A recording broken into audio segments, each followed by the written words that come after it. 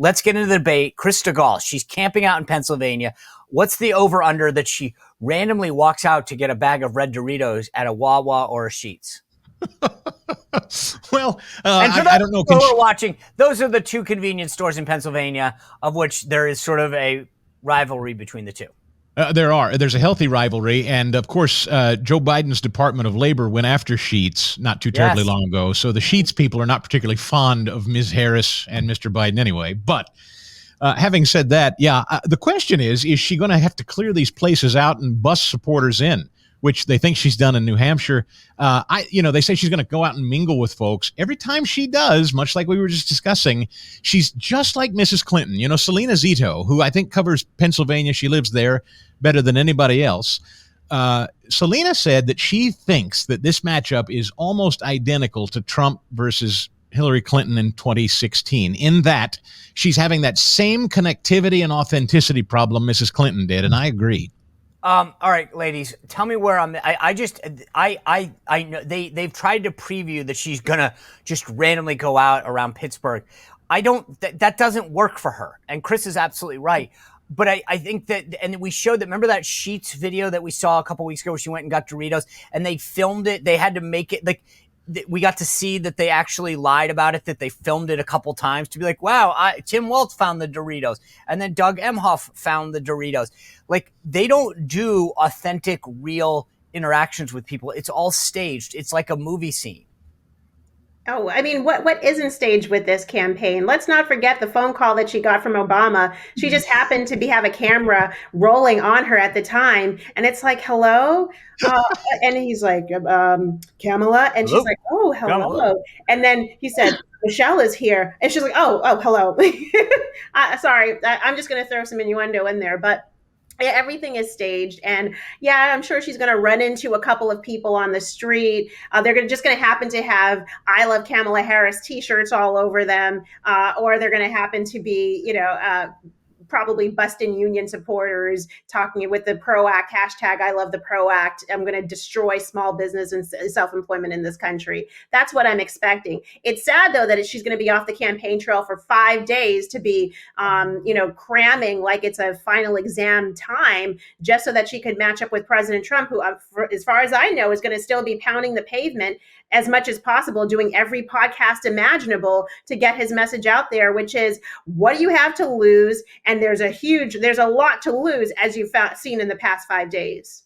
Yeah. Speaking of the staged phone call, guys, didn't we love Kamala Harris staging being on the phone earlier this week, getting out of her motorcade, getting onto her plane, being on the phone? Okay, I'll just admit this. So I use that tactic all the time. It works wonders on the subway. The creepy men don't talk to you. The guy trying to sell you something maybe, leaves you alone. I use it all the time. But I'm allowed to use it. It's reserved for me, not for a woman. Wait, just so everyone gets this, and I've got this here. Kamala Harris has this new tactic where she takes, and I have a pair right here. Oh, they're going to fall down. It's a great trick. She takes wired earbuds and puts them in so that reporters, she's like, I can't, I'm on the phone. I can't hear you. Can't hear you. Sorry. Sorry. What's the Gaza question? But I get it. I do.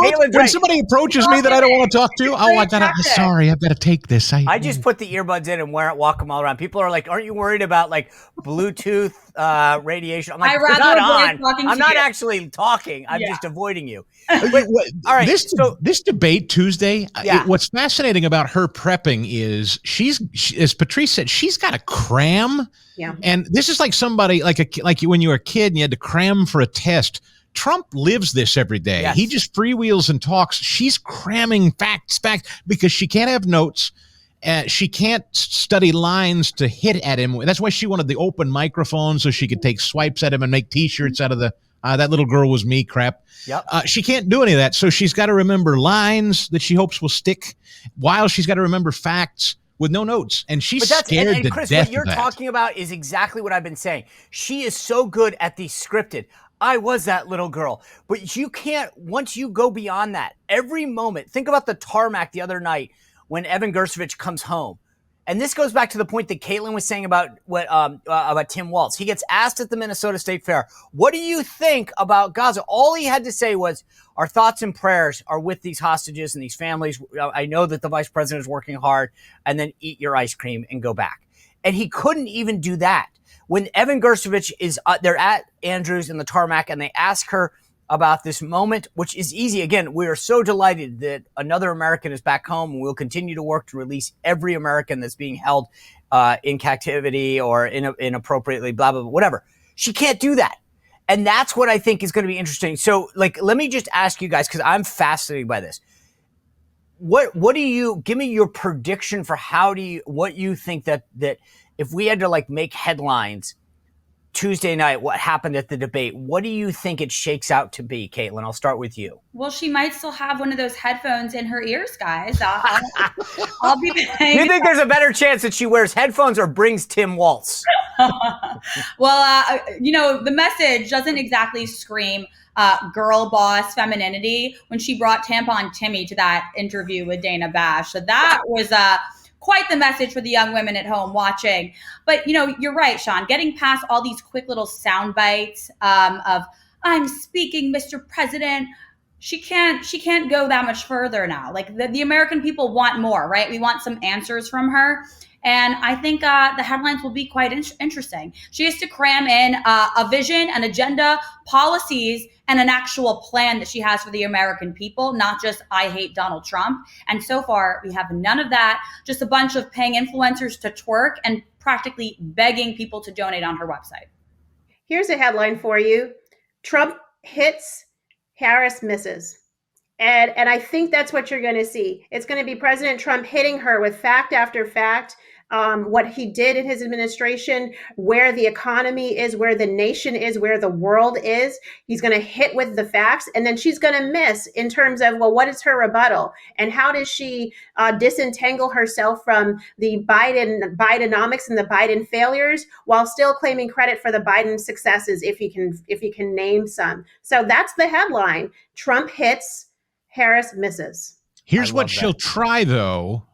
What she will try is to get Trump defensive and call him a felon and a woman a sailor. And I've asked specifically of the campaign over and over, is he ready for the personal shots that she's going to take to try to get him agitated? And I think they're well aware that's all she's got, and that's what she's going to hit him with. "I'm a prosecutor, you're a felon." That's the thing she's going to try. I don't know. You and I are on the same page. I said this earlier this week. I talked to President Trump Friday night. He knows this. He knows what's coming. That she is going to they're sitting in Pittsburgh right now. They're like, let's come up with 5 lines. And all you have to do is just say them. And the idea is to get him to respond to them. So I think you're right. It's going to be, "We're not a country of dictators, Mr. President. I am that little girl. Please stop talking." I mean, she's going to, it's going to weave with everything. 5 different accents, 5 lines, 5 different accents. But, could I ask, I'd love to ask the ladies on the panel, she will go hard at women's reproductive issues and how he has, quote, assailed women. I guarantee that's where she goes. So what do you think he's best to say back, ladies, if I may ask, Sean, because I don't know the answer to that. You cannot defend what you cannot define. And Kamala Harris and her party can't even define what a woman is. I think Donald Trump needs to explain. Caitlyn Sinclair for the win. Mic drop.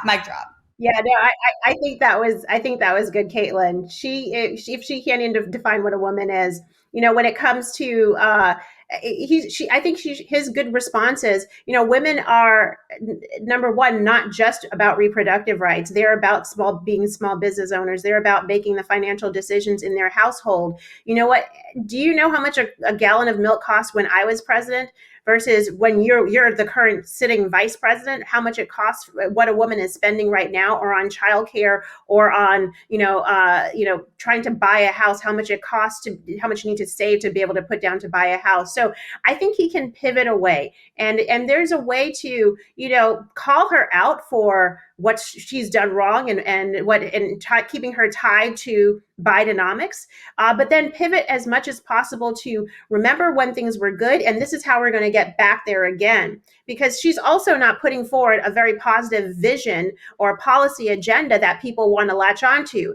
hence why the Washington Post columnist is saying, hint to Harris, if the left calls you a Marxist, don't introduce price controls, right? So go at it with her in that way, and I think that's a good response. And I throw in the raped and murdered women across the country because illegals have been pouring in across the border over on her watch. I think that's another one to remind her of all the innocent women that have been killed, raped, and assaulted because of her lax border policies.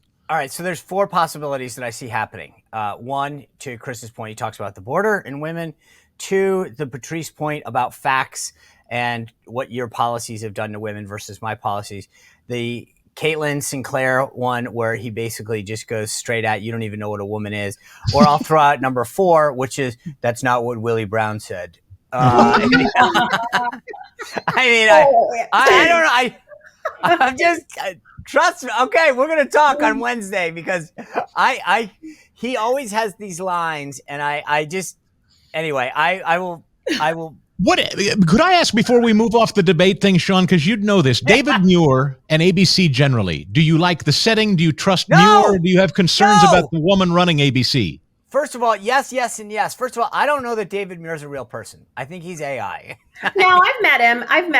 He's handy. He can't be AI. He's like a miniature little man. Sorry, he's a soy boy. But he's real and he's petite. Dude, this is the definition. If you said, well, again, we can't ask Alexa because we know what answer she's going to give us. But if we ask Siri, what's the setting for the debate? It would be like, Donald Trump is walking into the lion's desk. The moderators hate him. The network has rigged the game against him. The rules are favoring Kamala Harris. Like, that's the answer. Like, this is, everything is against him. He set this up because he thought he was dealing with Joe Biden. This is all favors Kamala Harris. Let's just be clear. The deck is stacked against him in every single way. We saw Lindsay Davis at the National Association of Black Journalists. The contempt she has for Donald Trump is palpable. I mean, this is a woman that doesn't like him and has no problem making that very clear. I think, look, here's my take on this. You guys tell me if I'm wrong. I think that the media realizes that they're all getting calls. Guys at ABC, this is on you. We tried to stop them. We've covered up stories. We've suppressed stories. We have amplified things. We don't talk about Kamala. We don't talk about Tim Walz. You guys, David Muir, Lindsay Davis, it's up to you now. 60 days out. I'm sorry that we have to call you, but we're telling you, no matter what happens, it's up to you to take down Donald Trump. I think ABC doesn't care. They're going to take him down.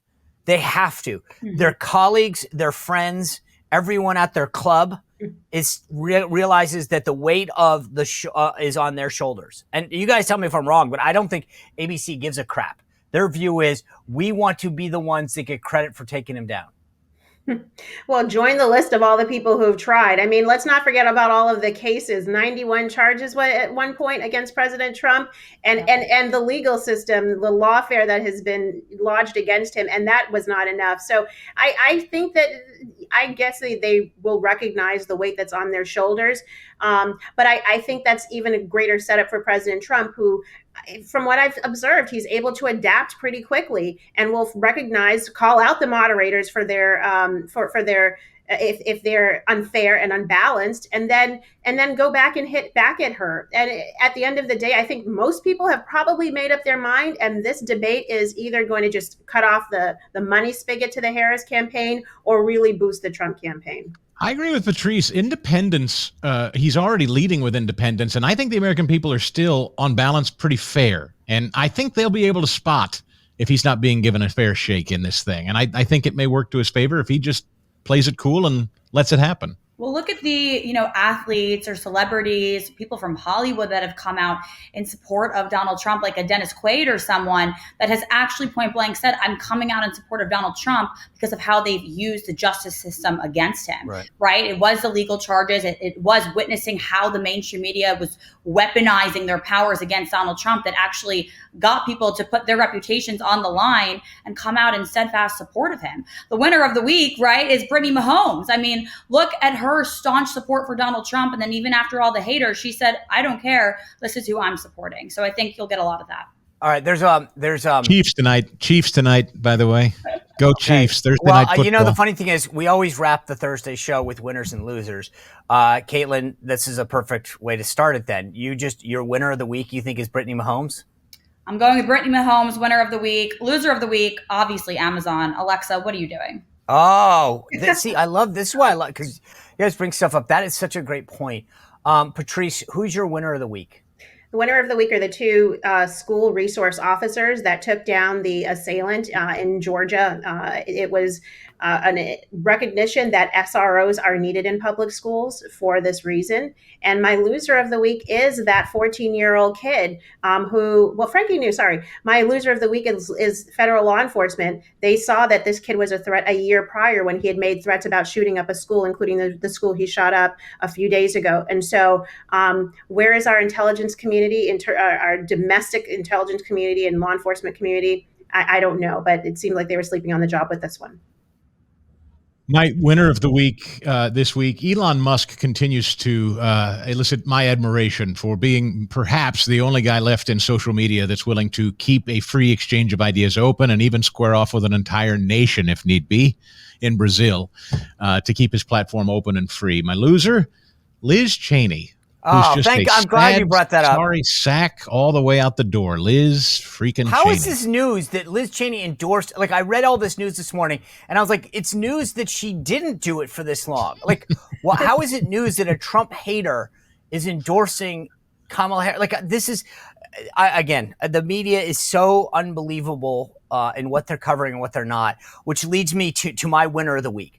I think this week exemplifies why independent media is the new winner. Mm-hmm. You look at the interviews that Trump's doing, the domination that it's having on the discourse of what's going on. Megyn Kelly put out some new stats the other day about how well her show is doing. But so many people on the right have been able to go around the mainstream media and really get injected into the dialogue because of the growth of independent media all over. And I am an all of the above kind of guy. So I don't care if it's the Daily Caller, the Daily Wire, the Blaze. It doesn't matter to me. The first network that I'm on, it's the ability to get your voice out, especially for folks on the right, has never been greater because of independent media. And I think that's the big winner. To me, I think the big loser, conversely, is the legacy media. They continue to show why they suck and why they're dying. It's because of things like, the Tim Walz issue that we talked about, covering it up. It's because they're saying that somehow Liz Cheney's endorsement is a big deal. There is just such a disconnect between the legacy media, what they cover, what they don't, and the American people. Anyway, I love it. Great thing. I really wanted to get to the new polls and some of the work that's happening on the ground with Turning Point, because that's so critical. So obviously we'll have to continue that conversation, which is great, because as we head into the final 60 days, there's no better time to have that discussion. Well, if you enjoyed this content, make sure to like this video, subscribe, and click the notification bell to get more.